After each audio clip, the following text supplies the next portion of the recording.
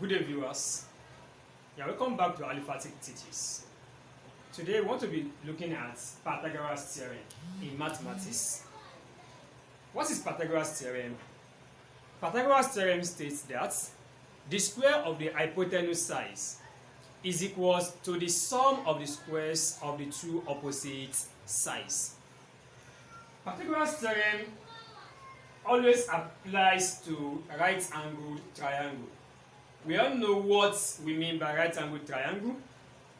It's a triangle that have a special angle that equals to 90 degrees.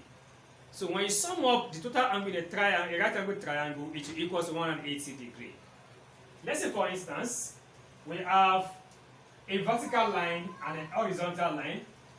And when we have a vertical and horizontal, where they meet, they form a bus 90 degrees.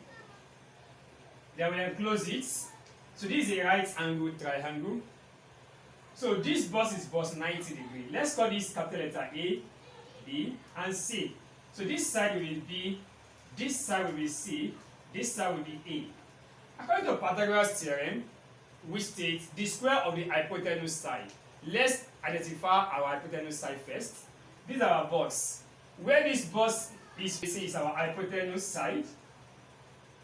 If you can identify our hypotenuse sides, then we apply our Pythagoras theorem.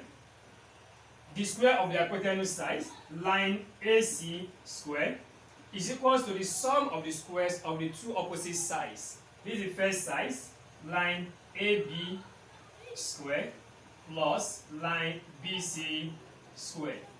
So line AB is line AC square, that is B raised to power 2, is equals to line AB square, C raised to power 2, plus line BC square, A raised to power 2. So this is Pythagoras' theorem. So any of these sides can be gotten. If I want to calculate line, that is C square, or side of C, I will just take this one, connect like term to this side. So I'm going to have B square. When positive is crossing, change it to minus A square. So it will be left with C square. So unknown must be at the left hand side. So I have to exchange. So I have C square is equals to B square minus A square. Likewise, I can also calculate my A square the same way. To calculate my A square, then this C square comes to this side. So I'm going to have B square. When this C square that have a positive sign here, invisible one, is cross-related towards minus C square is equals to be left with A square. So I can calculate any size using collecting like terms. Now, let us dissect some triangles and look at how to carry it out before our application. The first thing is, a Pythagoras theorem always have a special angle, which is what? Angle 90 degrees. If I want to define this triangle now, I will call it triangle ABC. Triangle ABC. Or you can say triangle CBA. CBA. That is triangle. All what we need is your angle. Where your angle is must be at the center. That is angle B. Angle B must be at the center if you want to define any right angle triangle. Now let's look at this triangle. How many triangles can we find here? Definitely we have two triangles here. The first is triangle ABC and the second one is triangle DBC. Triangle ABC and the second one is triangle DBC. That is triangle. So your angle, that special angle, must be at the center. Let's look at another one. Let us look at this triangle here. How many triangles do we have here? How many right angle triangles do we have here? We have definitely two. The first one is triangle XKY.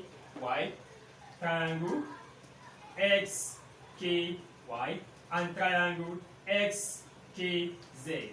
Triangle XKZ. That is the two triangles that we have here. If you are able to identify the triangles here, it will be easier for us to calculate using Pythagoras theorem. Now, in the last one, How many triangles do we have here? Definitely, when you look at it very well, we have 3 triangles. Don't forget, when we have vertical and horizontal, we're going to have a right angle triangle here.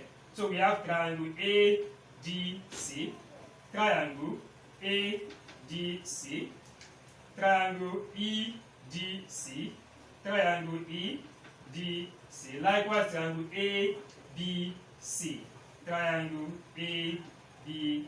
So these are the 3 triangles that we have. So to solve any Pythagoras theorem, 2 properties must be given. The first one is triangle must be a right-angled triangle. Secondly, 2 sides must be given, including a special angle, which is angle 90 degrees. Till we meet in the next video for the application of the Pythagoras theorem, I remain Latif Ismaila Akambi. If you are a new member on this channel, kindly subscribe to this channel and click the notification bell for my subsequent content. Thank you.